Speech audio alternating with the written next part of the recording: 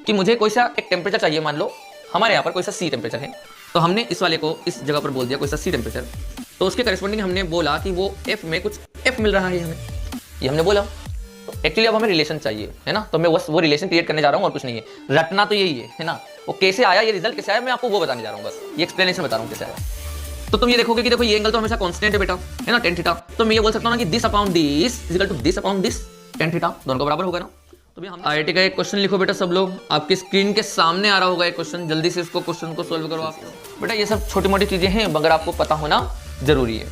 क्या बात समझ में आ रही है? क्या टेम्परेचर के बारे में अपने को पूरी जानकारी हो गई? थर्मामीटर किस तरह से यूज करते हैं, थर्मामीटर को हम टंग के नीचे रखते हैं। अब ये जो मैं बोल रहा हूँ अब ध्यान रखना, हम थर्मामीटर को टंग के नीचे रखते हैं, वो बताएगा 98.6 डिग्री फ़ारेनहाइट या 37 डिग्री सेल्सियस, तो हम नॉर्मल है। अगर आप आम में रख के चेक करते हो तो याद रखना जो भी टेम्परेचर बताए उसमें 1 डिग्री फ़ारेनहाइट ऐड कर देना, ठीक है।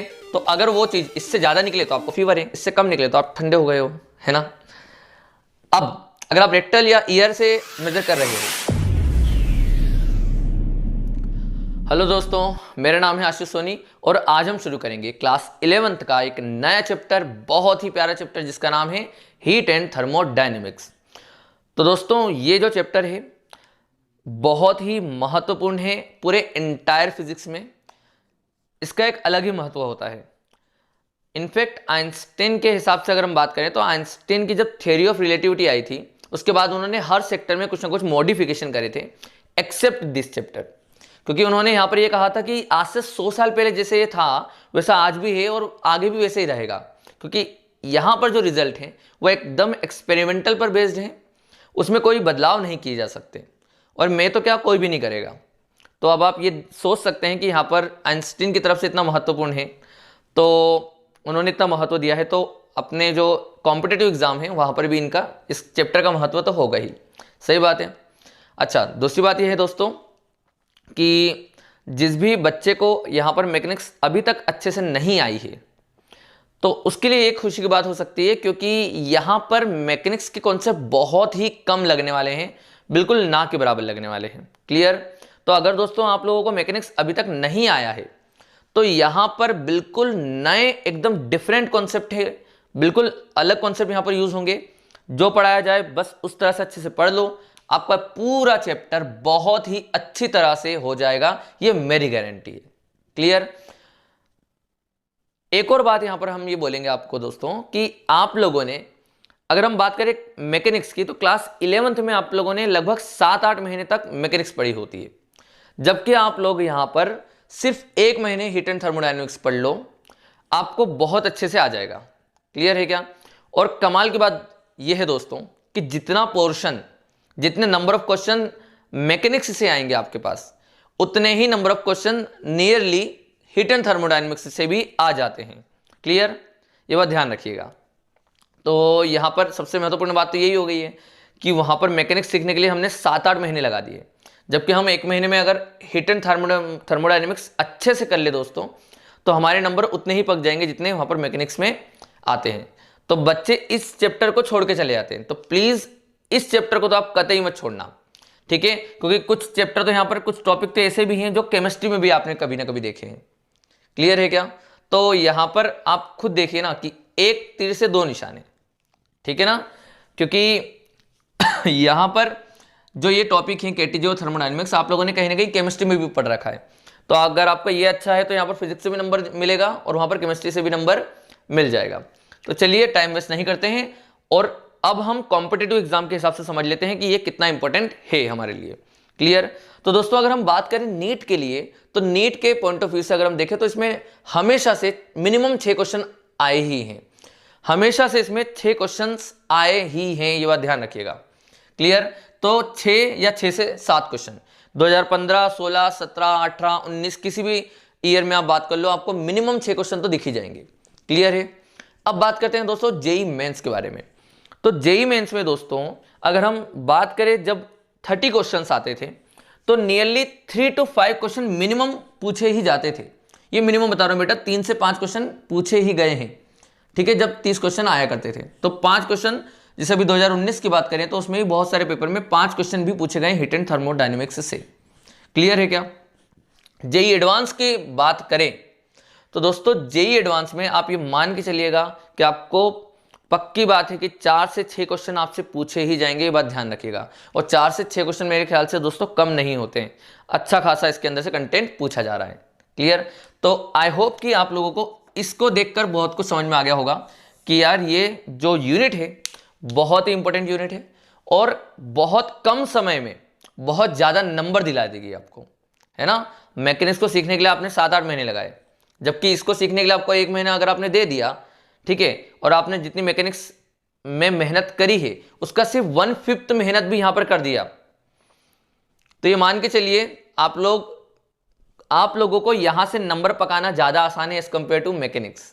ठीक है, ये बात ध्यान रखिएगा, वो मैं आपको बता दूंगा अभी किस तरीके से होता है, मगर ये जो शब्द है मेरे वो ध्यान रखना। ठीक है दोस्तों, तो चलिए अब दोस्तों हम शुरू करते हैं हमारा ये नया चैप्टर, है ना, हीट एंड थर्मोडायनेमिक्स। तो दोस्तों यहां पर मैं इस चैप्टर को 2 हिस्सों में बांट रहा हूं, एक होगा हीट और एक होगा थर्मोडायनेमिक्स।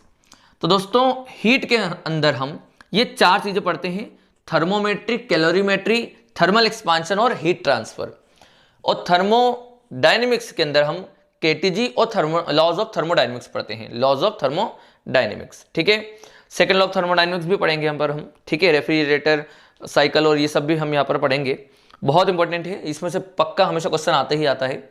ठीक है, तो चलिए एक बार मैं ऊपर से इन सब के अंदर बता देता हूं कि क्या क्या होता है, तो आपको थोड़ा सा समझ में आ जाए कि पाथ क्या है पढ़ने का। वैसे पाथ तो पता चल गया आपको कि ये पढ़ना है और फिर ये पढ़ना है, हमारा चैप्टर खत्म।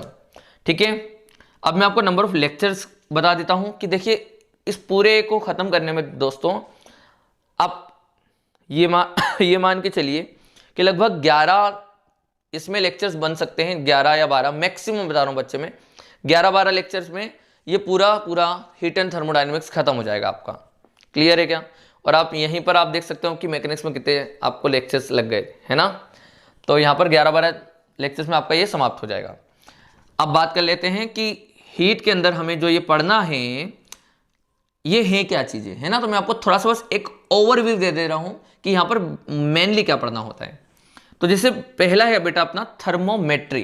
तो थर्मोमेट्री मतलब थर्मामीटर, आपको समझ में आ रहा है क्या, नाम से क्लियर है। तो बेटा यहाँ पर थर्मामीटर मतलब अपने को मेनली टेम्परेचर से डील करनी है। ठीक है, टेम्परेचर से डील करना होगा कि डिग्री सेल्सियस को हम फ़ारेनहाइट में कैसे कन्वर्ट करते हैं, फ़ारेनहाइट को केल्विन में कैसे करना है, कोई नई स्केल बना दिया जाए तो किस तरह से करा जाएगा, है ना, बॉइलिंग पॉइंट, फ्रीजिंग पॉइंट क्या होता है, वो सब चीज़ें यहाँ पर हम जानेंगे किसमें, थर्मोमेट्री में। तो ये सब चीज़ें यहाँ पर देखी जाएगी। कैलोरीमेट्री में क्या होता है दोस्तों, हम यहाँ पर 2 चीज़ों को मिक्स करके उनका इक्विलिब्रियम टेम्परेचर निकालते हैं। फॉर एग्जाम्पल जैसे अभी ठंड का मौसम है, तो आप लोगों ने कहीं ना कहीं ये करा होगा कि हमने 2 पानी मिक्स, एक गर्म पानी लिया और एक बकेट में अपने ठंडा पानी ले लिया और दोनों को मिक्स कर दिया, तो इक्विलिब्रियम टेम्परेचर हम, है ना, नॉर्मल बना देते हैं कि हम नहा सकते हैं उसमें से। सही बात है क्या? तो एक ये भी होता है ना, कि हम जब 2 चीज़ों को मिक्स करते हैं तो उनका इक्विलिब्रियम टेम्परेचर क्या होगा वो फाइंड करना। अब वो 2 चीज़ कुछ भी हो सकती है दोस्तों, लिक्विड भी हो सकता है, सॉलिड लिक्विड भी हो सकता है, और लिक्विड वेपर भी हो सकता है, सॉलिड वेपर भी हो सकता है। मतलब कुछ भी हम ऐसे मिक्स करते करते यहाँ पर बनाएंगे। और बहुत ईजी चैप्टर है, इसमें बस इतना ही कुछ होता है, बस इक्विलिब्रियम टेम्परेचर फाइंड करना होता है। ठीक है, और थोड़े बहुत प्रैक्टिकल लाइफ के एग्जांपल भी बता दूंगा बेटा मैं आपको। यहाँ पर कुछ अच्छी चीज़ें भी होंगी यहाँ पर, कि जैसे हमें जैसे पानी बॉईल करना है तो हमें पहाड़ पे जाके जल्दी बॉईल हो जाएगा कि खाई में जाएंगे तब जल्दी बॉईल होगा। अगर हमें प्रेशर कुकर में दाल पकानी है तो वो पहाड़ में जाएंगे तो जल्दी पक जाएगी या खाई में जाएंगे तो जल्दी पकेगी। कुछ ऐसे जो कॉन्सेप्ट हैं यहाँ पर, है ना, केवीपी और इन सब में भी पूछे गए, तो यहाँ पर ये मैं आपको बता दूंगा, प्रैक्टिकल लाइफ के एग्जाम्पल है ये। तो थर्मोमेट्री और कैलोरीमेट्री आई होप आपको अच्छे से समझ में आ गया है। ये टेम्परेचर से डील करता है और ये 2 चीज़ों को मिक्स करने पर इक्विलिब्रियम टेम्परेचर को बताता है। अब बात करते हैं थर्मल एक्सपेंशन। हमें ऐसा लगता है कि इसमें मुझे आपको कुछ बताने की जरूरत नहीं है। थर्मल एक्सपेंशन मतलब थर्म कर रहे हैं, टेम्परेचर बढ़ा रहे हैं, तो एक्सपेंशन आ रहा है, सीधी बात है। तो टेम्परेचर जब बदलते हैं तो उसमें एक्सपेंशन होने लगता है। तो ये सब चीज़ें आपके रेगुलर लाइफ में आपने सब जगह देखी होंगी, है ना, कि आपके पास जो अपना जो दरवाज़ा है, आप लोगों ने देखा होगा कि वो कभी ठंड या बारिश के मौसम में फूल जाता है। तो पहले गर्मी के मौसम में बहुत ईजिली बंद हो रहा था, मगर बारिश के मौसम में अच्छे से बंद नहीं होता। उसी तरह से जो ग्लास लगे होते हैं विंडोज़ में, तो उसमें भी बिल्कुल अगर चिपका के ग्लास लगा दिए गए हों तो विंडो के जो ग्लास है उसमें क्रैक्स आ जाता है, तो इसलिए उसमें थोड़ी गैप हमेशा छोड़ी जाती है ना, इंजीनियर के द्वारा थोड़ी गैप छोड़ी जाती है। इसी तरह से जो रेलवे ट्रैक बिछाए जाते हैं उनके भी एक्सपेंशन होने का डर होता है, इसलिए वो इस तरह से जोड़ते हैं कि वहाँ पर एक्सपेंशन अगर हो भी जाए तो हमारा कुछ ज़्यादा घाटा ना हो, नहीं तो बहुत बड़ा एक्सीडेंट भी हो सकता है। तो प्रैक्टिकल लाइफ एग्जाम्पल इसमें बहुत भर भर के हैं। तो थर्मल एक्सपेंशन अपना प्रैक्टिकल लाइफ से भरा हुआ होगा, तो ये बहुत ईजी चैप्टर है, आपको जल्दी समझ में आ जाएगा। ठीक है, तो ये 3 चैप्टर आपको समझ में आ चुके हैं। ओवरव्यू क्या है इनके अंदर। लास्ट जो है ये है हीट ट्रांसफर। हीट ट्रांसफर में दोस्तों 3 मोड होते हैं हीट ट्रांसफर करने के। एक होता है कंडक्शन, एक होता है कन्वेक्शन और तीसरा होता है दोस्तों रेडिएशन। आप लोगों ने कहीं ना कहीं ये क्लास 9th या 10th में पढ़ा होगा। ठीक है, हम इसी को यहाँ पर डेप्थ में पढ़ने वाले हैं बहुत अच्छे से, तो वो जब चैप्टर शुरू होगा तब मैं आपको बता दूंगा। केटीजी और थर्मोडायनेमिक्स, बेटा ये आपके केमिस्ट्री में भी है, सही बात है ना, काइनेटिक थ्योरी ऑफ गैस और थर्मो केमिस्ट्री। तो दोस्तों यहाँ पर इन चैप्टर को तो बहुत अच्छे से कर लेना, क्योंकि ये फिजिक्स में भी काम आएंगे एज वेल एज केमिस्ट्री में भी काम आएंगे। तो यहाँ पर भी नंबर मिलना है और वहाँ पर भी नंबर मिलना है। ठीक है, तो ये तो बहुत आपके लिए बिल्कुल मल्टीपर्पज हो गया ना, कि यहाँ से भी हो जाएगा और वहाँ से भी हो जाएगा। क्लियर है? चलो, तो इसी के साथ दोस्तों अब हम हमारे हीट एंड थर्मोडायनेमिक्स की जर्नी शुरू करते हैं और शुरू करते हैं हमारा पहला चैप्टर जिसका नाम है थर्मोमेट्री। क्लियर? तो हेडिंग डालिए दोस्तों, थर्मोमेट्री। चलिए दोस्तों, तो आप लोगों ने हेडिंग डाल दी थर्मोमेट्री, है ना। तो सबसे पहले हम बात करते हैं थर्मोमेट्री के अंदर थर्मामीटर क्या है ना। तो सबको पता है थर्मामीटर एक इंस्ट्रूमेंट है, एक डिवाइस है जिससे कि हम टेम्परेचर को मेजर करते हैं। और हम सबको अच्छे से पता होगा कि ह्यूमन बॉडी का जो टेम्परेचर होता है नॉर्मल, वो होता है 98.6 डिग्री फ़ारेनहाइट या फिर 37 डिग्री सेल्सियस। ये अपने को पता है ना, ये नॉर्मल ह्यूमन बॉडी का टेम्परेचर होता है। अब जो थर्मामीटर होता है, तो वो जैसे अब अगर आप थर्मामीटर से ह्यूमन बॉडी का टेम्परेचर मेजर करने आ गए, आप डॉक्टर बन गए, आप मेजर करने आए, तो ये 98.6 डिग्री फ़ारेनहाइट कहाँ का टेम्परेचर है। आप उसके हाथ में रख दोगे, आप उसके मुंह पे रखोगे, आर्मपिट में रखोगे, कहाँ रखोगे, ये किसका टेम्परेचर है। तो 98.6 डिग्री फ़ारेनहाइट दोस्तों ये टंग के नीचे का टेम्परेचर होता है। ठीक है, कि 98.6 डिग्री फ़ारेनहाइट अगर है तो वो उसको बुखार उखार नहीं है, कोई फीवर वीवर उसको नहीं है। क्लियर है? वो नॉर्मल है, ये एवरेज टेम्परेचर बोला जाता है। पॉइंट में आसपास वेरी कर सकता है। क्लियर? अब ध्यान रखिएगा कि और भी मेथड क्या होती हैं, है ना, मेजर करने का। तो एक होता है कि आप बिल्कुल टंग के नीचे रखिए, उससे मेजर कर सकते हैं। दूसरा ये होता है कि आप आर्मपिट में रखिए, और एक होता है रेक्टम। ठीक है, रेक्टम वाला मेथड जो रहता है वो अपने पेट्स और इनके लिए होता है ज़्यादातर। जो जैसे डॉगी है आपके पास मान लो, तो उसको अगर फीवर है या नहीं, तो अगर आपको चेक करना है तो आप क्या उसके मुंह पे थर्मामीटर रखोगे, उसके दांत है ना, आप समझ गए होंगे, आप उसके टंग पे नीचे रखने जाओगे वो हाथ ही खा जाएगा, या फिर वो जो आपने थर्मामीटर रखा है उसको दबा देगा आराम से, तो टूट जाएगा। तो वहाँ पर हम उसके मुंह पे नहीं रखते। असलियत में पेट्स जो हमारे पास होते हैं उनके केस में रेक्टम में यूज़ करा जाता है। थोड़ा सा हंसी आती है इसमें सुनने में, मगर हाँ, बायोलॉजिकल अगर आप थोड़ा सा साइंस वाले स्टूडेंट हो तो आपको हंसी नहीं आएगी, आपको समझना होगा कि ये मेथड्स होती हैं टेम्परेचर मेजर करने का। समझ में आ रही है बात? तो नॉर्मली हम लोग माउथ में रख के करते हैं टेम्परेचर मेजर, और 98.6 डिग्री फ़ारेनहाइट होता है ये नॉर्मल टेम्परेचर बेटा, है ना। या हम इसमें बोल देते हैं कितना, 37 डिग्री सेल्सियस। ठीक है, ये हमें पता है।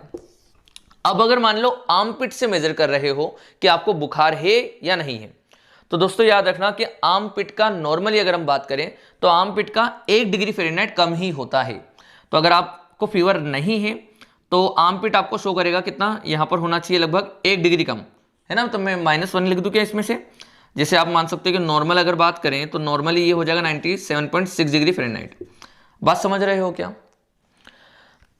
तो मेरा ये कहना है कि आपको तो एक ही रेफरेंस याद है ना, 98.6 डिग्री फ़ारेनहाइट। तो अगर उसके हिसाब से अगर अपन चलते हैं, तो अगर मैं आर्मपिट में मेजर करता हूं तो मैं तो बस ये करूंगा ना दोस्तों कि आर्मपिट का जो भी मैंने मेजर करा है मैं उसमें 1 डिग्री बढ़ा दूंगा, है ना, कि मुझे फीवर है या नहीं। तो अगर मान लो कि आर्मपिट वाला मुझे 98.6 डिग्री फ़ारेनहाइट दे रहा है रीडिंग, तो मैं क्या समझ जाऊंगा कि हमको फीवर है। क्लियर है? मैं मतलब उसमें +1 कर दूंगा। तो बस ये कहानी होती है यहाँ पर कि जो भी रीडिंग आ रही हो उसमें अगर आप +1 डिग्री फ़ारेनहाइट कर देते हो तो आपको यहाँ पर आप इस वाले रीजन में आ जाते हो, है ना, मतलब कि आपने यहां से आर्मपिट से मेजर करा है तो आप +1 डिग्री फ़ारेनहाइट ऐड करोगे तो हम बोलेंगे कि आपने माउथ से मेजर कर लिया, राइट। और रेक्टल का टेम्परेचर नॉर्मल जो माउथ का टेम्परेचर है उससे ज्यादा होता है एक्चुअली, ठीक है। तो अगर यहां पर हम बात करें तो 99 पॉइंट, जैसे इसको भी लिख देते हैं, ठीक है, इसको लिख देते हैं अपन 99.6 डिग्री फ़ारेनहाइट। तो इसमें कुछ इस तरह से टेम्परेचर मिलेगा आपको, नॉर्मल टेम्परेचर। तो यहां पर आप क्या बोलोगे कि हमें फीवर है या नहीं, कैसे चेक करेंगे? तो जो भी आंसर आए उसमें क्या करोगे आप, -1 डिग्री फ़ारेनहाइट आप कर देना। -1 डिग्री फ़ारेनहाइट का मतलब होता है कि 0.6 डिग्री सेल्सियस, है ना। इसमें भी आप बोल सकते हो कि प्लस यहां पर अपने करा 0.6 डिग्री सेल्सियस। बेटा ये सब छोटी मोटी चीजें हैं मगर आपको पता होना जरूरी है। क्या आप बात समझ में आ रही है? क्या टेम्परेचर के बारे में अपने को पूरी जानकारी हो गई? थर्मामीटर किस तरह से यूज करते हैं? थर्मामीटर को हम टंग के नीचे रखते हैं। अब ये जो मैं बोल रहा हूं अब ध्यान रखना, हम थर्मामीटर को टंग के नीचे रखते हैं, वो बताएगा 98.6 डिग्री फ़ारेनहाइट या 37 डिग्री सेल्सियस, तो हम नॉर्मल है। अगर आप आम में रख के चेक करते हो तो याद रखना जो भी टेम्परेचर बताए उसमें 1 डिग्री फ़ारेनहाइट ऐड कर देना, ठीक है। तो अगर वो चीज इससे ज्यादा निकले तो आपको फीवर है, इससे कम निकले तो आप ठंडे हो गए हो, है ना। अब अगर आप रेक्टल या ईयर से मेजर कर रहे हो तो आपका नॉर्मल से एक्चुअली ज्यादा बताता है, तो आपको इसलिए जो भी आंसर आए उसमें -1 डिग्री फ़ारेनहाइट कर देना है, ठीक है। तो अगर जैसे मान लो 99.6 फ़ारेनहाइट बता रहा है तो आप समझ जाना भैया कि मुझे बुखार नहीं है, मैं नॉर्मल हूं, ठीक है। बुखार कब होगा? जब ये 100 में जाएगा, है ना। क्लियर है क्या सबको? पक्का? चलिए तो जल्दी से इसको नोट डाउन कर लो और अब हम आगे बढ़ते हैं। चलिए दोस्तों, तो अब हम आगे बढ़ते हैं। तो अब अगर हम बात करें दोस्तों वर्क डन की, है ना, कि अगर हम यहाँ पर हीट से वर्क डन कैसे करते हैं, है ना, तो थोड़ा सा मैं आपको एक चीज़ बताने वाला हूँ, थोड़ी सी चीज़ें हैं, फिर बाद में मैं थर्मोमेट्री के बिल्कुल मेन मुद्दे पर उतरूंगा, ठीक है। एक बिल्कुल छोटी सी चीज़ हम यहाँ पर बता देते हैं आपको। जैसे कि दोस्तों मान लो कि हमें एक ब्लॉक को यहाँ से ऊपर लेके आना है, तो आप लोग क्या करोगे? सर सीधे सीधे हम मैकेनिकल वर्क कर देंगे, ठीक है, तो ये ब्लॉक यहाँ से ऊपर आ जाएगा, ठीक है। तो मतलब हम एनर्जी को ट्रांसफर कर रहे हैं एक जगह से दूसरी जगह पर, ठीक है ना। एक जगह से दूसरी जगह पर हमने एनर्जी से काम करा, वो भी अभी मैकेनिकली काम करा, मैकेनिकली, है ना, हमने उसको उठाया, हाथ से उठा के रख दिया, तो हम ये बोलेंगे कि हमने मैकेनिकल वर्क करा, मैकेनिकल वर्क करा। अच्छा दोस्तों, अगर यही काम मैं यहां पर इस पिस्टन के थ्रू भी कर सकता हूं ना, कि अगर यहां पर इस पिस्टन के अंदर, इस गैस टैंक के अंदर ऐसे बहुत सारी गैसेस हैं और यहां पर हमने एक ऊपर ब्लॉक रख दिया। अब हमने क्या करा दोस्तों कि यहां पर इस गैस को हमने हीट दिया। क्या दिया बेटा? हीट, है ना, हीट दिया, तो ये एक्सपैंड करेगा और ये अगर एक्सपैंड करेगा तो इसने थोड़ा सा उसको ऊपर लेके आ गया एच हाइट, है ना, तो ये अपना जो ब्लॉक है वो भी ऊपर आ जाएगा। तो हमने इसी कार्य को अभी अभी नॉन मैकेनिकली करा, है ना। हमने यहां पर हाथ से उठा के रखा क्या? नहीं, हमने तो हीट दिया, हीट एक एनर्जी दी इस गैस को, उनके वाइब्रेशंस बढ़े, उनके वाइब्रेशंस बढ़े तो ये एक्सपांड होना चाहा, उसने एक्सपांड होना चाहा तो ये ब्लॉक ऑटोमेटिकली ऊपर आ गया। तो ये कहलाया अपना नॉन मैकेनिकल वर्क। तो दोस्तों अगर हम बात करें दोस्तों, तो वे अगर हम देखें एनर्जी के ट्रांसफर का, तो वो मैकेनिकली भी हो सकता है और वो नॉन मैकेनिकली भी हो सकता है। तो हम ये बोल सकते हैं ना कि way of transfer of energy, way of transfer of energy, way of transfer of energy, हमारे पास मैकेनिकल वर्क भी हो सकता है, मैकेनिकल वर्क, है ना, और नॉन मैकेनिकल वर्क भी तो हो सकता है ना, जैसे मैंने अभी आपको करके दिखाया गैस के थ्रू, ये दोनों ही हो सकते हैं, सही बात है।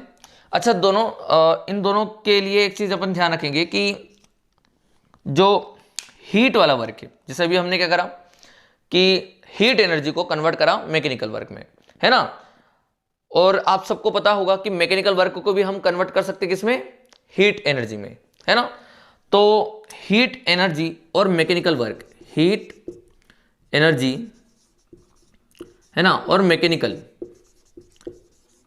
वर्क, ये आपस में इंटर कन्वर्टेबल है। तो ये जरूर लिख देना इसमें आप कि ये दोनों आपस में बोथ आर इंटर कन्वर्टेबल, ये आप लिख देना यहां पर, ठीक है ना, कि हम आपस में इन दोनों को इंटर कन्वर्ट कर सकते हैं कि हीट एनर्जी से हम कुछ मैकेनिकल काम कर सकते हैं या हम मैकेनिकल काम से कुछ हीट एनर्जी जनरेट कर सकते हैं। ठीक है दोस्तों। अच्छा दोस्तों, एक बात ध्यान रखना कि ये वाले का भी जो यूनिट होता है बेटा वो जूल होता है, इसकी भी यूनिट क्या हो जाएगी, जूल हो जाएगी, राइट है क्या। मगर दोस्तों यहाँ पर जो कार्य करा गया अभी भी नॉन मैकेनिकली, वो हीट से कार्य करा गया था, है ना। तो हम लोग यहाँ पर ये ध्यान रखेंगे, एक्चुअली पूरे इस चैप्टर में ही ध्यान रखेंगे, पूरे हीट एंड थर्मोडाइनमिक्स में, क्योंकि यहाँ पर जो यूनिट होती है वो होती है कैलोरी में मेजरली। तो ये बात सब लोग ध्यान रखना कि 1 कैलोरी इज इक्वल टू होता है 4.18 जूल, या हम उसको नियरली 4.2 जूल भी बोल सकते हैं। ये बात ध्यान रखना। देखो दोस्तों, वैसे आप लोगों को ये सब पता होगा, आप लोगों ने केमिस्ट्री में भी देखा होगा ऐसा, ठीक है, मगर फिर भी आपको ये ध्यान रखना है ये वाली चीज़, ठीक है। ये कन्वर्जन आपको ध्यान रखना है, बहुत इंपॉर्टेंट है कि 1 कैलोरी होता है 4.18 जूल के बराबर या 4.2 जूल के बराबर, राइट। वो 4.18 कब यूज़ करना है, 4.2 यूज़ कब करना है, वो आप देख सकते हो जब नंबर आपको इस तरह से दिखे कि कटने वाला हो, तो आप यूज़ कर लेना उनके हिसाब से। क्लियर है क्या। तो ये सब समझ में आया अपने को, है ना, कि हम जो है हीट एनर्जी को मैकेनिकल वर्क में कन्वर्ट कर सकते हैं और मैकेनिकल वर्क को हीट एनर्जी में कन्वर्ट किया जा सकता है। पहले तो अपने दिमाग में ही ध्यान रखेंगे, अगर कभी तुम्हारे पास ऑप्शन दिखते हैं ऐसे कि इनमें से कौन सा स्टेटमेंट सही है, तो ये बात ध्यान रखना कि दोनों एक दूसरे में इंटर कन्वर्टेबल हैं। क्लियर। तो ये अपन ध्यान रखेंगे, तो जल्दी से इसको लिख लो। और अब दोस्तों हम बिल्कुल मेन मुद्दे पे काम करने वाले हैं, तो हेडिंग डालिएगा दोस्तों। कुछ यहाँ पर सम डेफिनेशंस बताने वाला हूं मैं, उसके लिए अपन यहाँ पर पढ़ेंगे। क्लियर है। तो हेडिंग डालिए आप सब लोग, सम डेफिनेशंस।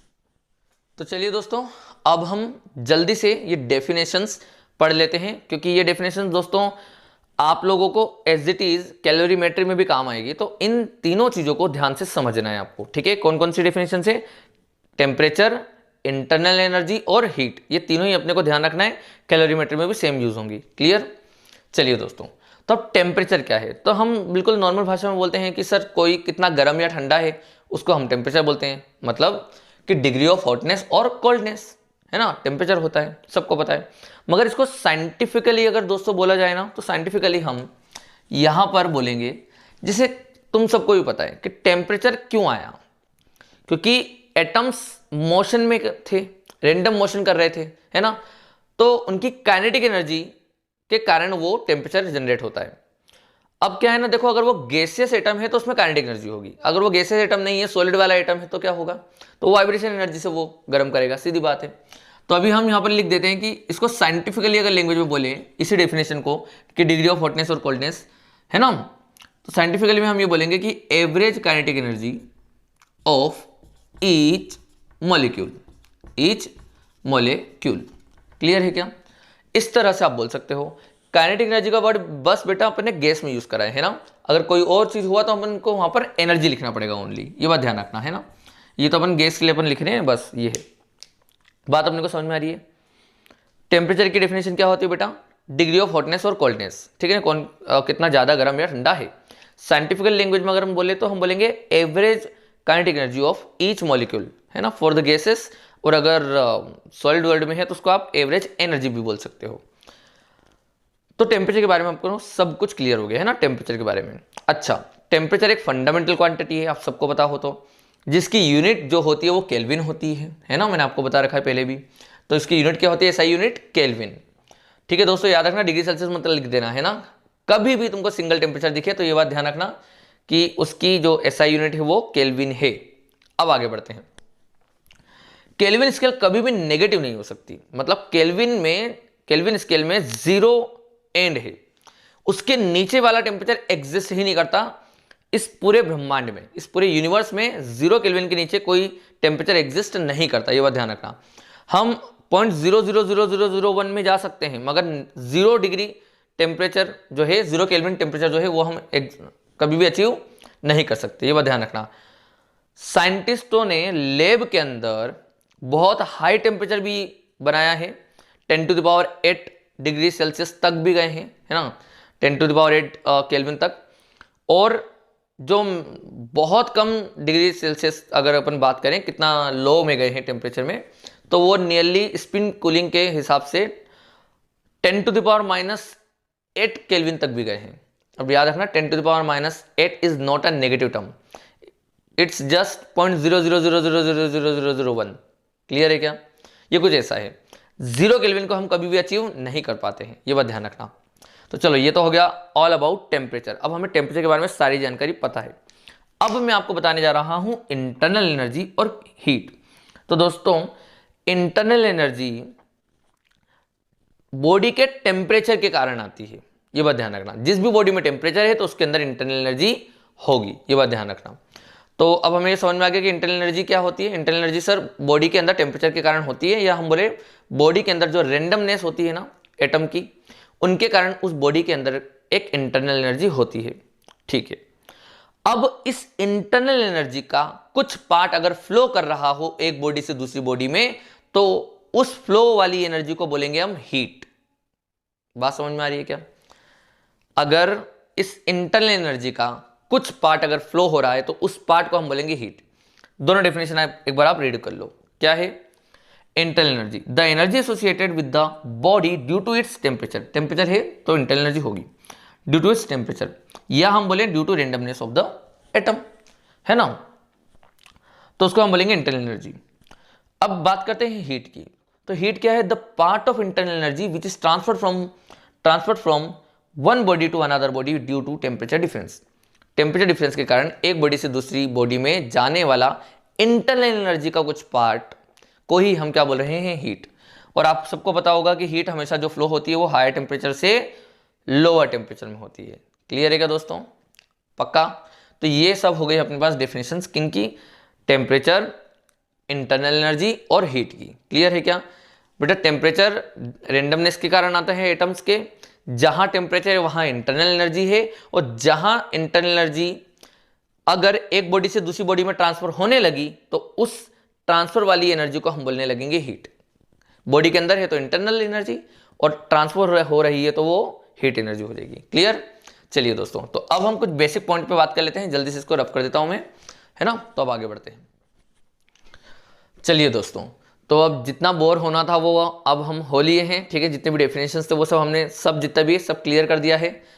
अब जितना भी आगे का लेक्चर होगा वो पूरा इंटरेस्टिंग होगा, और जितने भी अब नंबर ऑफ लेक्चर आगे आएंगे वो सब भी इंटरेस्टिंग ही होंगे। क्लियर है क्या?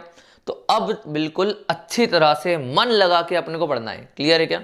ये जल्दी से मैं आपको फैक्ट कुछ बता देता हूं, उसके बाद अपन स्केल का कन्वर्जन सीख लेते हैं। ठीक है, कि कौन सी स्केल को किस तरह से कन्वर्ट करा जाता है बहुत ईजी वे में। चलिए, तो सबसे पहले हम यहाँ पर ये जो थोड़े बहुत इंपॉर्टेंट पॉइंट है अपन वो डिस्कस कर लेते हैं। एक वर्ड होता है पायरोमेट्री, इसको घबराना मत सुन के, पायरोमेट्री और क्रायोजेनिक। पायरोमेट्री का वर्ड जब यूज करते हैं हम तो समझ जाइएगा कि वहां पर 1000 डिग्री सेल्सियस के ऊपर काम चल रहा है।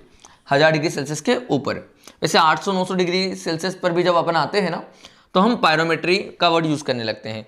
और पायरोमेट्री टेक्निक का यूज करके हम दूसरे मतलब डिस्टेंस ऑब्जेक्ट का ही टेम्परेचर बता सकते हैं। जैसे कोई डिस्टेंस पर है, उसका अगर मैंने पायरोमीटर से ऐसे टेम्परेचर मेजर करना है तो एक गन टाइप आती है जिसके ऊपर रे उसमें पड़ती है, जैसे अपन कोरोना में अभी करते हैं ना, सेम वैसे ही कहानी होता है पायरोमेट्री में। पर जो कोरोना में यूज होता है वो अलग है ना, वो रेडिएशन वाला होता है। पायरोमेट्री वाले में क्या होता है, जब अपने पास 1000 डिग्री सेल्सियस के ऊपर वाले जो टेम्परेचर होते हैं उनके ऊपर ऐसे जो गन होती है वो लगाते हैं और उसका टेम्परेचर फाइंड कर लेते हैं। तो पायरोमेट्रिक गन जो इस तरह से जो भी मिले आपको समझ जाना, वो 1000 डिग्री सेल्सियस के ऊपर आने लगती है। ठीक है, तो 1000 डिग्री सेल्सियस के ऊपर काम करने वाले को हम बोलते हैं पायरोमेट्रिक। क्रायोजेनिक का वर्ड आपको मिलेगा -150 डिग्री के भी नीचे। ठीक है, लिक्विड नाइट्रोजन का मतलब नाइट्रोजन लिक्विड फॉर्म में कब मिलता है? -180 डिग्री पे। ये बात तो क्लियर है। तो नियरली उसके पास ही है ना। -150 डिग्री के नीचे जब हम काम करते हैं तो हमें क्रायोजेनिक टेक्निक का यूज करना होता है। ठीक है, तो ये दोनों वर्ड अपन को भूलना नहीं है, ये इंपॉर्टेंट है। ठीक है, सुना हुआ होना चाहिए, साइंस के स्टूडेंट हो आप लोग। अब बात कर लेते हैं मैक्सिमम लेबोरेटरी टेम्परेचर। तो बेटा मैक्सिमम लेबोरेटरी टेम्परेचर जो हमारे पास गया है ना वो 10⁸ केल्विन के करीब गया। कितना? 10⁸ केल्विन के करीब। सोच लो, आप ये समझ लीजिए कि सन का जो कोर का टेम्परेचर होता है ना बच्चे, वो 10⁻7 केल्विन के करीब होता है। कितना? 10⁻7। और हमने कितना अचीव कर रखा है लेबोरेटरी में? 10⁸ केल्विन। क्लियर? लैब में स्पिन कूलिंग से हम लोगों ने, स्पिन कूलिंग से, स्पिन न्यूक्लियर कूलिंग से बहुत ही कम टेम्परेचर में जा पाए हैं, जो कि 10⁻⁸ केल्विन है बेटा। ये बात ध्यान रखना कि ये टेम्परेचर 0 केल्विन नहीं है ना, ना ही उससे कम हो सकता है। हम उसके बहुत करीब पहुंचे हैं, मगर कभी भी 0 को अचीव हम नहीं कर सकते, ये बात ध्यान रखना। तो लेबोरेटरी में मिनिमम टेम्परेचर जो गया है वो 10⁻⁸ केल्विन भी जा चुका है स्पिन न्यूक्लियर कूलिंग से।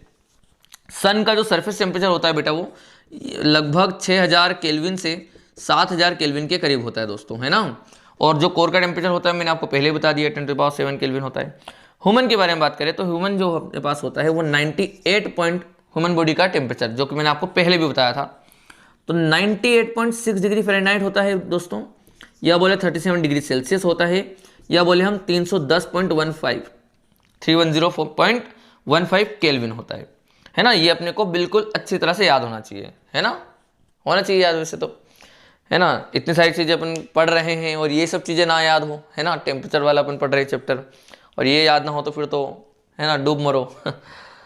तो ह्यूमन के बारे में पता होना चाहिए। अच्छा, एक ये जो बिल्कुल बेसिक है, एसटीपी और एनटीपी। तो स्टैंडर्ड टेम्परेचर एंड प्रेशर क्या होता है, तो याद रखना 0 डिग्री सेल्सियस और 1 atm हम बोलते हैं स्टैंडर्ड टेम्परेचर एंड प्रेशर, जबकि एनटीपी में जो नॉर्मल टेम्परेचर बोलते हैं अपन, तो वो बोलते हैं 20 डिग्री सेल्सियस एंड 1 atm। ये अपने को याद रखना है। तो दोस्तों अब हम शुरू कर देते हैं। इसके बाद ये इतने फैक्ट के बाद अपने को शुरू करना है अब स्केल कन्वर्जन, ठीक है, स्केल कन्वर्जन। तो अब वो शुरू कर देते हैं, जल्दी से इसको नोट डाउन कर लो फटाफट। तो चलिए दोस्तों अब हम शुरू करते हैं टॉपिक अपना स्केल, ठीक है।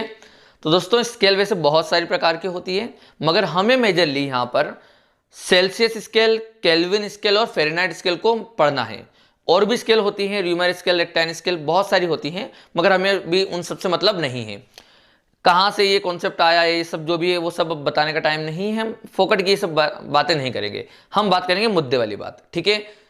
क्लियर है क्या? हम अपन बात करेंगे मुद्दे वाली बात, ठीक है। तो दोस्तों हम यहाँ पर बना रहे हैं 3 तरह की स्केल, जो कि सबसे ज़्यादा मेजरली यूज होती है। एक तो सेल्सियस स्केल होती है, एक होती है फ़ारेनहाइट स्केल, और एक होती है केल्विन स्केल। ये बात तो आप सबको क्लियर होगा ना। 3 तरह की मेजरली स्केल होती है। अब हम चौथी स्केल जो ले रहे हैं दोस्तों, वो हम कुछ भी एक अलग टाइप की स्केल ले लेते हैं। क्यों ले रहे हैं बेटा? क्योंकि देखो जब हमें कन्वर्जन करना है एक स्केल से दूसरी स्केल में, तो आप कर सकते हो, ठीक है, अभी हम सीखेंगे। दूसरे से तीसरे में भी कर सकते हो। मगर मान लो कोई एक नई टाइप की स्केल ही बना दी जिसका नाम आपने कभी सुना ही नहीं था, तो उसमें कैसे कन्वर्जन करा जाएगा? तो इसलिए अपन ने ये एक नई तरीके की स्केल ले ली। ये हमारी स्केल है ना। तो ये हो गई डिग्री सेल्सियस स्केल, ये फ़ारेनहाइट स्केल, ये केल्विन स्केल, और ये हमारी स्केल, ठीक है ना, हमारी स्केल। क्लियर है क्या? ये हमारी स्केल है भाई साहब, है ना। तो इसके जो फ्रीजिंग और बॉइलिंग पॉइंट जो दिए जाएंगे वो हम अपनी तरफ से कुछ भी ले लेंगे, है ना। बाकी इनके तो फिक्स होते हैं, सबको पता हो। तो बेटा एक बात ध्यान रखना कि कोई सी भी स्केल होगा, कोई सी भी स्केल हो, उनके हमेशा आपको फ्रीजिंग पॉइंट और बॉइलिंग पॉइंट आपको जरूर दिया जाएगा, ये बात ध्यान रखना, ठीक है। और फ्रीजिंग पॉइंट और बॉइलिंग पॉइंट ही क्यों लिए जा रहे हैं सर, और ये किसके लिए जा रहे हैं? तो बेटा ये लिए जा रहे हैं पानी के। और क्यों लिए जा रहे हैं पानी के? क्योंकि इस दुनिया में हर जगह पर आपको पानी मिल जाएगा। क्लियर है क्या? तो पानी तो हर जगह मिल जाएगा। अब जमने का जो उसका सीन है, तो 0 डिग्री सेल्सियस में सबको पता है जम जाता है, और 100 डिग्री में उबल जाता है, बॉईल कर जाता है। तो वैसे ही करके उन्होंने सबका एक फ्रीजिंग पॉइंट और बॉइलिंग पॉइंट सेट कर दिया अलग अलग। क्लियर है क्या? और पानी क्यों लिया जा रहा है? क्योंकि दुनिया में सब जगह अवेलेबल है। तो अब सुनिए, यहां पर बेटा अपन लेंगे सबका फ्रीजिंग पॉइंट। कितना क्या लेंगे बेटा? यहां पर सबका फ्रीजिंग पॉइंट, ये ध्यान रखना, यहां सबका होगा फ्रीजिंग पॉइंट और यहां पर सबका होगा बॉइलिंग पॉइंट। क्लियर है? तो डिग्री सेल्सियस में हम बात करें तो ये हो जाता है 0 डिग्री सेल्सियस, और ये बॉयल होता है कहां पर? 100 डिग्री सेल्सियस में। फ़ारेनहाइट स्केल में बात करें तो 32 डिग्री फ़ारेनहाइट में ये फ्रीज होता है, और यहाँ पर ये इन्होंने लिया है 212। केल्विन में हम यहाँ पर बात करें तो 273.15 होता है, और ये हो जाएगा 373.15। और हमारी वाली स्केल में जो नई स्केल है, हमने कुछ भी यहाँ पर ले लेना है, तो हम एक काम करते हैं, यहाँ पर हम फ्रीजिंग पॉइंट बोल देते हैं, यहाँ पर हम बोल देते हैं कोई सी बॉइलिंग पॉइंट, कुछ भी x और y हो सकता है वो। क्लियर। तो दोस्तों ये कुछ इस तरह से पैमाने डिसाइड करे गए अलग अलग स्केल के। तो अब दिक्कत ये है ना कि हमारे यहाँ पर जैसे मान लो इंडिया में अगर डिग्री सेल्सियस से चलता है, तो कोई अमेरिका, लंदन, फ्रांस, कोई भी किसी भी जगह पर फॉरेन कंट्री पर मान लो वो फ़ारेनहाइट यूज करते होंगे, तो वो अपने यहाँ पर आए, उसने चेकअप करा, उसने बोला कि आपका जो टेम्परेचर है वो 99 डिग्री फ़ारेनहाइट है, 99.8 डिग्री फ़ारेनहाइट है। तो हमारे वाले को तो समझ में ही नहीं आएगा इससे, तो ठीक है ना। तो उसको समझना होगा कि उसका इतना डिग्री फ़ारेनहाइट हमारा कितना है, या हमारे यहाँ पर जो टेम्परेचर है वो उसके यहाँ पर कितना है, ये अपने को समझना, इसकी अकल होना जरूरी है। सही बात है कि नहीं। तो इसीलिए हम लोगों ने क्या करा कि एक काम करते हैं कि हमारे यहाँ पर का जो कुछ भी एक्स टेम्परेचर होगा, मान लो सी टेम्परेचर, डिग्री सेल्सियस से तो हम मान लो ये सी टेम्परेचर हुआ है ना, सी, तो इसके करस्पॉन्डिंगली ये कितना एफ फ़ारेनहाइट टेम्परेचर है, और इसके करस्पॉन्डिंगली ये कितना केल्विन टेम्परेचर है, और उसके करस्पॉन्डिंगली ये इस वाली स्केल में कौन सा टेम्परेचर आ जाता है। क्लियर। तो अब हम वो देख लेते हैं। तो दोस्तों इसमें अगर आप देखोगे तो इसका जो रिजल्ट आता है, मैं आपको सीधे वो बता देता हूं पहले तो रिजल्ट आता है दोस्तों यहाँ पर C-0 अपॉन में बनता है यहाँ पर कितना 100, ये बराबर होगा दोस्तों आपके, ये मैं इसको C ही लिख दूं सीधे सीधे, है ना, C अपॉन में 100 इजिकल टू F-32 अपॉन में 180 equal to K-273.15 divided by 100 equal to, ये बन जाएगा हमारे पास, इसको बोल देते हैं स्केल रीडिंग, है ना, स्केल रीडिंग। तो ये हो जाएगा scale reading minus freezing point upon में boiling point minus freezing point. आप देखोगे कि सब जगह मैंने यही करा है कि C-0 अपॉन में 100-0। क्लियर है क्या। ये अपॉन में ये वाली लेंथ, ये अपॉन में ये वाली लेंथ, देखो F-32 अपॉन में 200 माइनस 132, तो 180 आ जाएगा। तो ये करा है अपन ने। सर ऐसा क्यों करा है आपने, तो सुनो मेरी बात, ऐसा क्यों करा है आपने, तो ये आप इस तरह से देख सकते हो। देखो बेटा, अगर अब मैं सिर्फ दो को उठाऊं यहाँ पर, F और डिग्री सेल्सियस को, सिर्फ इन दोनों स्केल में कन्वर्जन करना चाहता हूं, तो 1 मिनट के लिए अपन देखते हैं कि वो किस तरह से कन्वर्जन किया जाएगा। चलिए, हम सबको बस एक ही चीज पता है कि हमारी दुनिया में पानी जो है 0 डिग्री सेल्सियस में जम रहा है और 100 डिग्री सेल्सियस में बॉयल हो रहा है, ये हमने अपनी तरफ से बोल दिया। वो डॉक्टर आया जो भी बाहर से था, फॉरेन कंट्री से आया, उसने क्या बोला कि यार हमारे यहाँ पर 32 डिग्री फ़ारेनहाइट में जमता है और 212 में उबाला जाता है, ऐसा बोला हमारे यहाँ। तो ठीक है, हम इसको ड्रॉ करके देखते हैं। तो हम यहाँ पर अगर बात करें तो हमारे 0 डिग्री सेल्सियस के करस्पॉन्डिंगली इनका जो है वो है 32, तो इनका है 32, तो हमने इसको लिख दिया 32, कोई दिक्कत, ये हमने लिख दिया, ठीक है, 0 डिग्री करस्पॉन्डिंग। ठीक है, अब अगर हम बात करें कि हमारे जो 100 डिग्री के करस्पॉन्डिंगली, 100 डिग्री टेम्परेचर के करस्पॉन्डिंगली इसके यहाँ पर जो टेम्परेचर है वो कितना है 212, तो ये 212 हो गया, 212। तो अगर इन पॉइंट को अगर अपन ज्वाइन करें तो ये कुछ इस तरह से बनेगा। वो सीखा है ना अपने 10th में, वही सीन चल रहा है। तो अपने पास 2 पॉइंट निकले बेटा, एक ये और एक ये। तो इन दोनों की लाइन ज्वाइन करो बिल्कुल बढ़िया से, है ना, ये अपने लाइन ज्वाइन कर दी। तो अब अगर आप देखोगे कि मुझे कोई सा एक टेम्परेचर चाहिए, मान लो हमारे यहाँ पर कोई सा C टेम्परेचर है, तो हमने इस वाले को इस जगह पर बोल दिया कोई सा C टेम्परेचर, तो उसके करस्पॉन्डिंग हमने बोला कि वो F में कुछ F मिल रहा है हमें, ये हमने बोला। तो एक्चुअली अब हमें रिलेशन चाहिए, है ना, तो मैं बस वो रिलेशन क्रिएट करने जा रहा हूँ और कुछ नहीं है, रटना तो यही है ना। वो कैसे आया, ये रिजल्ट कैसे आया, मैं आपको वो बताने जा रहा हूँ, बस ये एक्सप्लेनेशन बता रहा हूँ कैसे आया। तो तुम ये देखोगे कि देखो ये एंगल तो हमेशा कांस्टेंट है बेटा, है ना, tan थीटा। तो मैं ये बोल सकता हूँ ना कि this upon this equal to this upon this, tan theta दोनों को बराबर होगा ना। तो भैया हमने बोला tan theta equal to this, बेटा ये कितना होगा, तो तुम बोलेगे देखो सर वाई एक्सिस में सर ये हो जाएगा, अगर देखो तो ये F-32 है सर, और ये वाला हो जाएगा कितना C, ये वाला कितना हो जाएगा इधर से इतना लेंथ C। क्लियर है। तो हम ये बोलेंगे सर कि F-32 divided by C equal to this, ये कितना है बेटा 212 माइनस 32 मतलब 180, और अपॉन में ये वाला कितना है बेटा 100। तो अगर आप इसको अच्छे से सोल्व करें तो देखो ये आपके पास वही बन गया क्या, F-32 divided bye 180 equal to C/100। देखो ये तो सिखाया, ये देखो यहाँ पर ये लिखा इसी तरह से हमने इनको भी कंपेयर करा और इस तरह से हमारा रिजल्ट बन गया। तो अब हम यहाँ पर आपको एक चीज बता देते हैं कि आपको असलियत में रटना क्या है, एक्चुअली याद क्या रखना है। तो मैं यहाँ पर बेटा इसको थोड़ा सा रफ कर रहा हूँ, या आप लिख लो फटाफट पहले तो, है ना। तो रफ करके मैं यहाँ पर बता रहा हूँ हमको अब क्या याद करना है, ठीक है।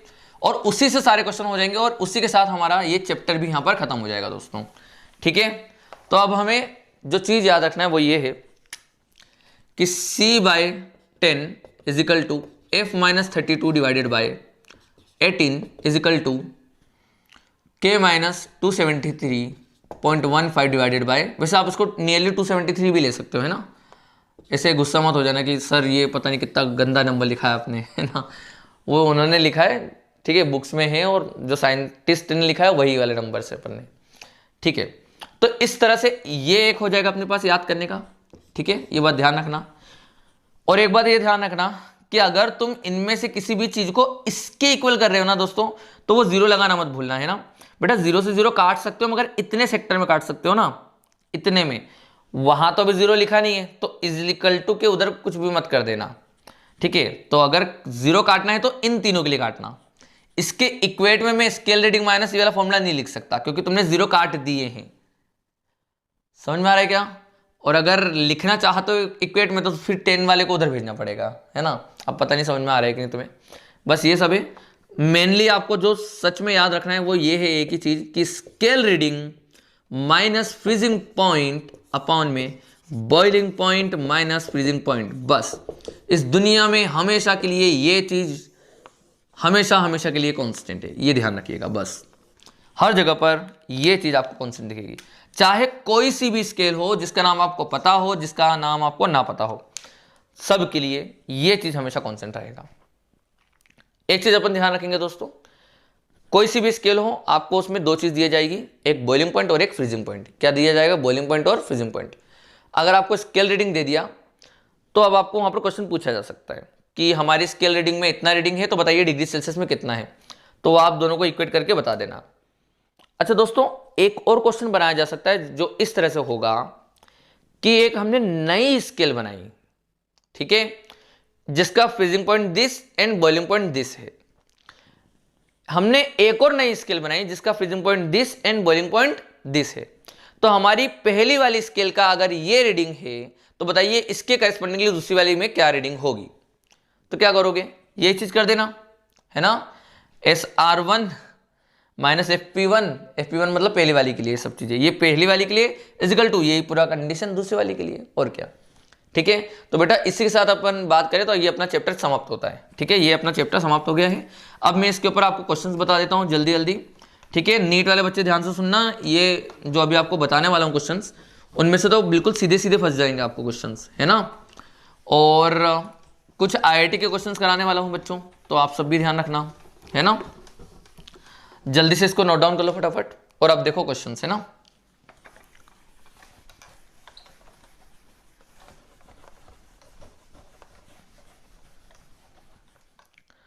तो चलिए दोस्तों, अब हम जल्दी जल्दी बिल्कुल बेसिक से क्वेश्चन करते हैं, ठीक है। जितना भी अपन ने पढ़ा है बस उसके अंदर का ही है सब कुछ। तो सबसे पहले अगर मैं आपसे क्वेश्चन ये करूं कि बताइए 40 डिग्री सेल्सियस को अगर मुझे कन्वर्ट करना है डिग्री फ़ारेनहाइट में, जल्दी बताओ आंसर क्या होगा।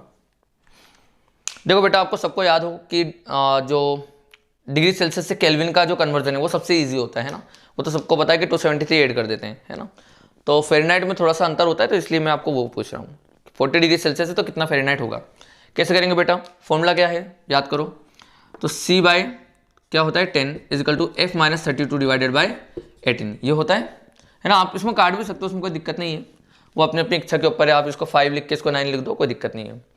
खैर, C वाले की वैल्यू कितनी है, तो बोलेंगे अपन सर 40 डिवाइडेड बाय 10, तो वो हो जाएगा 4, ठीक है। ये कट गया अपने पास, तो ये पूरा अपने पास हो जाएगा इधर 4 इजिकल टू F अपने को नहीं पता -32 डिवाइडेड बाय 18, तो ये कितना हो जाएगा यहाँ पर देखो जल्दी से। तो ये हो जाएगा कितना 72 प्लस 32 इजिकल टू F, ये आ रहा है आपके पास, है ना। तो ये कितना आ रहा है बेटा आपके पास 104 डिग्री, है ना। तो F की वैल्यू कितनी आई 104 डिग्री फ़ारेनहाइट। तो ये आपका आंसर सोल्व हो गया। क्लियर है क्या? इस तरह से आपको सोल्व करना है दोस्तों, है ना। अच्छा दोस्तों, अगर मैं आपको एक और क्वेश्चन पूछ लूँ, जैसे अगर मैंने आपको बोला कि 194 डिग्री फ़ारेनहाइट को अगर मुझे कन्वर्ट करना है डिग्री सेल्सियस में, तो बताइए कितना होगा।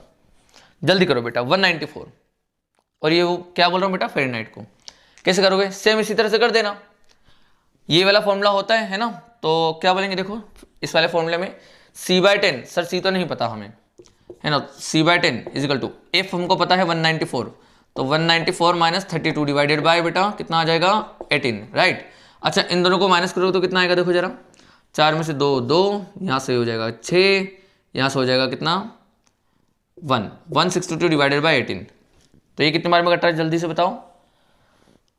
मेरे ख्याल से 9 बार में, क्योंकि 162 में अगर आप 18 ऐड कर देते हो तो वो 180 बन जाता है ना, तो मतलब 18 9 जा दिस, तो सी की वैल्यू मिल गई 90 डिग्री सेल्सियस, है ना। तो कितना आसान था ये, तो बहुत ज़्यादा आसान लगा, है ना। ये आ जाएगा आंसर 90 डिग्री सेल्सियस। क्लियर है क्या दोस्तों, 90 डिग्री सेल्सियस। इसी तरह से करना है दोस्तों हम लोग को ना, बस कैलकुलेशंस ही है। अच्छा अब मैं आप लोगों से एक क्वेश्चन पूछता हूँ, ध्यान से समझ के बताना आप लोग, है ना।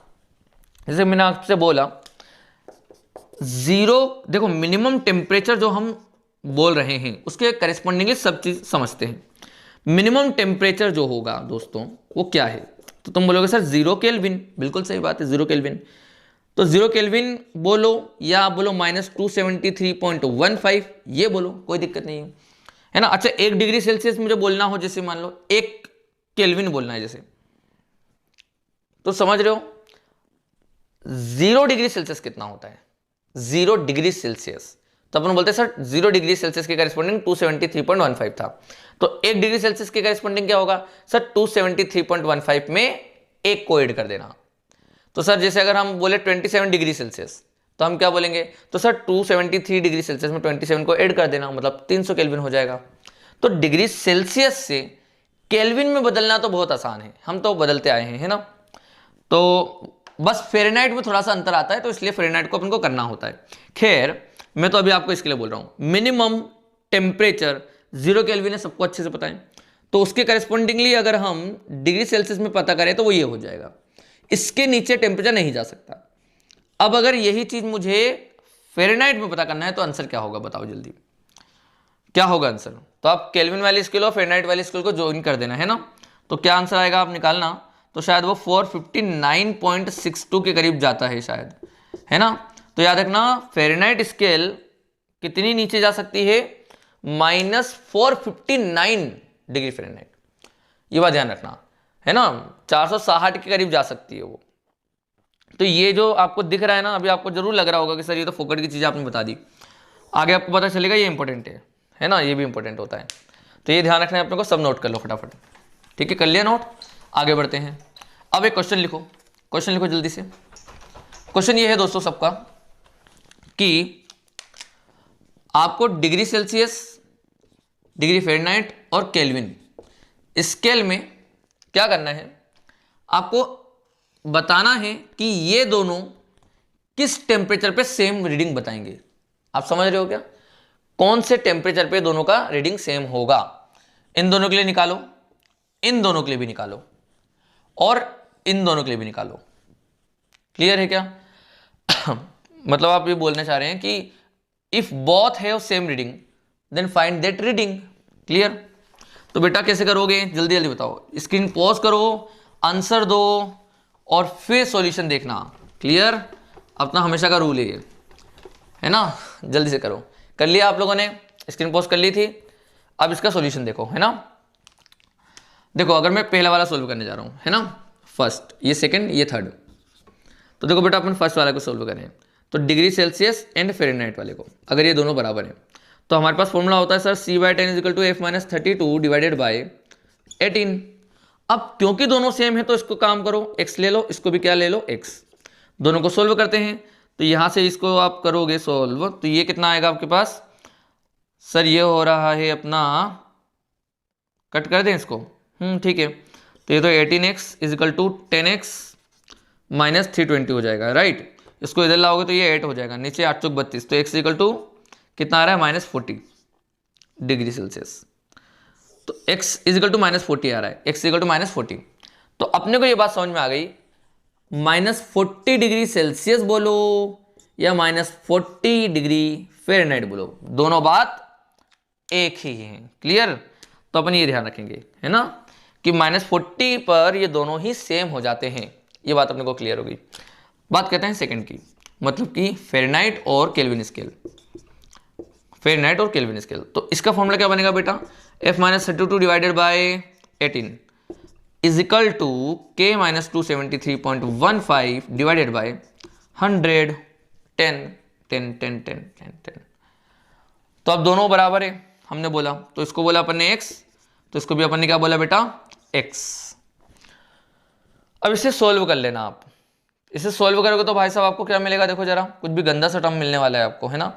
इसको मैं आपको कैलकुलेट करके बता देता हूं दोस्तों।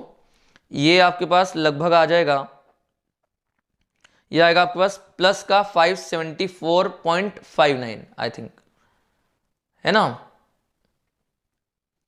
एक मिनट को इसको डिवाइड मार देते हैं, कितना आ रहा है, हाँ, तो ये नियरली आ रहा है आपके पास 574.159।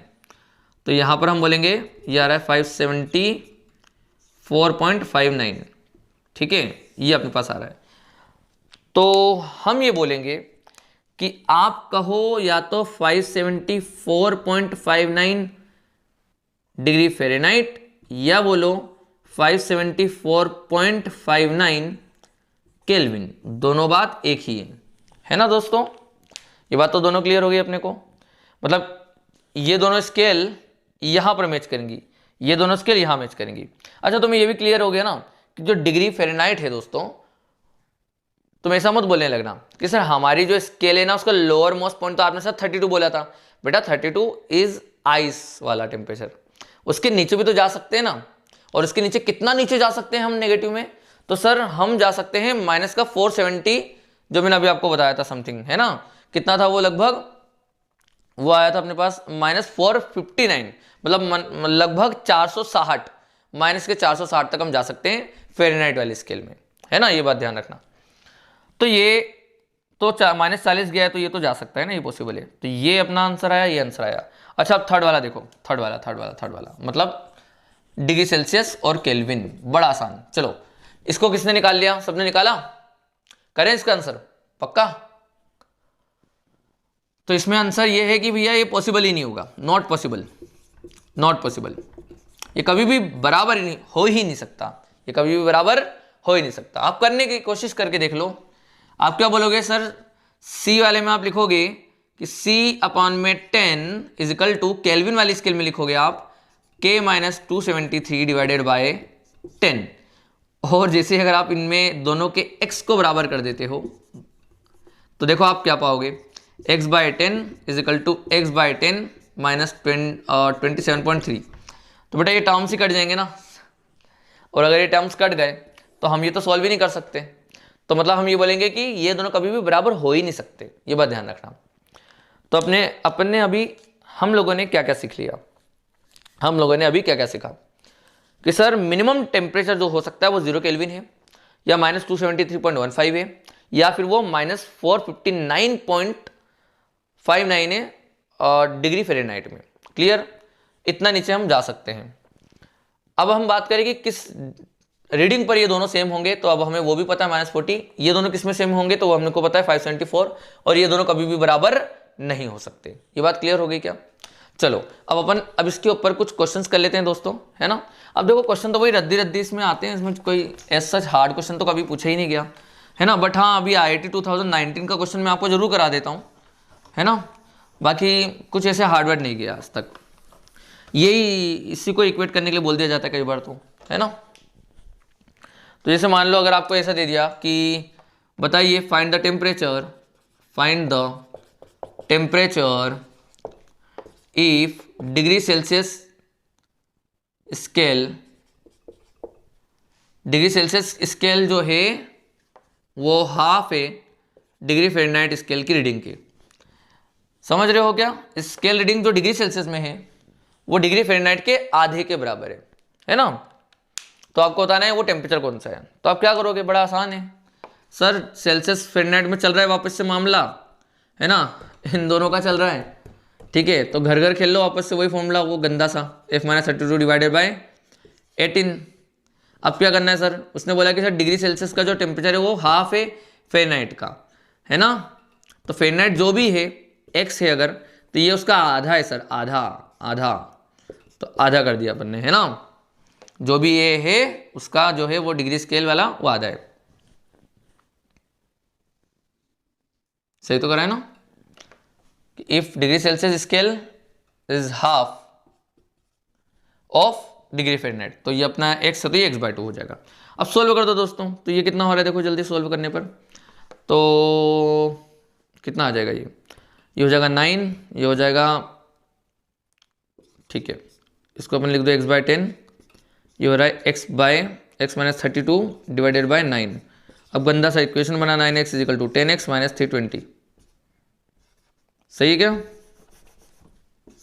सोल्व कर लेना, ये जो भी आंसर आएगा, है ना, जो भी आंसर आए सोल्व कर लेना आप। कितना आ रहा है ये, इसको इधर लिया उसको इधर लिया, तो x = कितना आ रहा है 320। सही है, एक बार देख लो ये इधर जाएगा ये इधर आ जाएगा, सही है, ठीक है। तो अपन आगे बढ़ते हैं। एक IIT का जो क्वेश्चन है बेटा उसको मैं बता देता हूँ लास्ट में, और इसी के साथ ये चैप्टर अपन यहीं पर समाप्त कर देते हैं। ज़्यादा लंबा लेक्चर नहीं करेंगे, वैसे भी ऑलरेडी बहुत ज़्यादा हो गया ये, है ना। IIT का एक क्वेश्चन लिखो बेटा सब लोग, आपकी स्क्रीन के सामने आ रहा होगा एक क्वेश्चन, जल्दी से इसको क्वेश्चन को सोल्व करो आप सब। तो दोस्तों आई होप कि आप सब लोगों ने IIT 2019 का ये वाला जो क्वेश्चन है उसको अटेम्प्ट कर लिया होगा, है ना। IIT 2019 का एक्चुअली JEE मेंस का ही, आई होप कि आप सब लोगों ने इसको अटेम्प्ट कर लिया होगा। मैं एक बार आपको सबको क्वेश्चन एक बार रीड करके दिखा देता हूँ वापस से। क्वेश्चन ये है कि a thermometer graduated according to the linear scale reads a value x0 when in contact with the boiling water। देखो बेटा बॉइलिंग वाटर के साथ जब अपने रखा तो उसने x0 वैल्यू दे दिया, ठीक है, और बाद में उसने बोला है x0/3 जब उसको अपन आइस के साथ रखें। तो इसका मतलब क्या हो गया दोस्तों कि बॉइलिंग पॉइंट जो है वो उसका x0 है, और जो फ्रीजिंग पॉइंट है वो उसका x0/3 है। मतलब ये नई स्केल बनाई है ना, नई स्केल बनाई है जिसका बॉइलिंग पॉइंट x0 बोला है और फ्रीजिंग पॉइंट x0/3 बोला है। अब क्वेश्चन में आगे इन्होंने ये बोला है कि what is the temperature of an object in degree Celsius if this thermometer in the contact with the object reads x0/2। अगर इसका टेम्परेचर x0/2 हो, मतलब स्केल रीडिंग अगर x0/2 हो जाए, तो बताइए यही स्केल रीडिंग डिग्री सेल्सियस में क्या होगा। ये इनका क्वेश्चन है, क्लियर है ना, ये इनका क्वेश्चन है। तो अपन क्या बोलेंगे भैया, सर बड़ा सिंपल हो गया ये तो, जैसे फॉर्मूला होता है ना हमारे पास, scale reading minus freezing point upon में boiling point minus freezing point, है ना, ये अपने को पता है। और यही चीज अपने को डिग्री सेल्सियस निकालना है, मतलब ये हो जाएगा c/100 के बराबर। तुम बोलोगे सर c/10 होना चाहिए, 100 क्यों, c/100 करेंगे, याद है ना क्यों, क्योंकि मैंने आपको बताया था कि 10 वाला टर्म जब आप डिग्री सेल्सियस फ़ारेनहाइट और केल्विन को बराबर करो तब के लिए होता है ना, और 100 लगाना पड़ेगा अगर आपने ऐसी कुछ चीज़ों को इक्वेट करा तो, है ना। चलिए तो इसमें क्या हो गया बेटा, स्केल रीडिंग बेटा आपको दी है x0/2, राइट, x0/2 अच्छे से लिख देते हैं इसको, ये कितना हो जाएगा x0/2, ये हो जाएगा फ्रीजिंग पॉइंट कितना है आपका x0/3, और अपॉन में हो जाएगा बॉइलिंग पॉइंट कितना x0, और ये हो जाएगा x0/3, और ये हो जाएगा c/100। तो बस आपको c की वैल्यू निकालना है, आप सॉल्व कर लो, जो भी आएगा आपका आंसर होगा, है ना। तो ये हो जाएगा कितना, देखो इधर, तो ये हो जाएगा x0/6, x0 वाली टर्म कट जाएंगी सारी, ठीक है, तो ये बचेगा 1/6, और डिवाइडेड बाय कितना बचेगा बेटा, ये 2/3, तो 3 2 जा 6, राइट, तो 1/4, तो c की वैल्यू कितनी आ रही है तुम्हारे पास, मेरे ख्याल से 400। एक मिनट रुको, ये कितना हो गया, 3 2 जा 6 और 2 2 1/4, तो ये 25 बचेगा ना, फिर तो 25, तो आंसर आएगा आपके पास 25। क्लियर है क्या, आसान था, ये है JEE 2019 का क्वेश्चन। अब तुम इसके हिसाब से सोच सकते हो कि इसमें क्या लेवल होगा। थर्मोमेट्री में जितने भी क्वेश्चन बताए मैंने बेटा, वो उसके ऊपर तो कभी पूछे ही नहीं गए अभी तक, ठीक है, तो उतना ही आता है इसमें, और चैप्टर अपना यहाँ पर समाप्त होता है। क्लियर। अब जो अपना नया चैप्टर चालू होगा वो होगा कैलोरीमेट्री, उसको पढ़ना ध्यान से, क्योंकि उसमें अच्छे खासे क्वेश्चन बनाए जाते हैं, इसमें थोड़े चांसेस थोड़े से कम होते हैं, मेडिकल में तो फिर भी आने के चांसेस हो जाते हैं इसके भी। मगर कैलोरीमेट्री से अपने क्वेश्चन चालू हो जाते हैं, ठीक है, जेई के भी और नीट के भी, केईपीआई के भी और ओलंपियाड के भी, सबके, ठीक है। तो चलिए दोस्तों, आज के लेक्चर यहीं पर समाप्त करते हैं और मिलते हैं नेक्स्ट लेक्चर में। तब तक के लिए गुड बाय।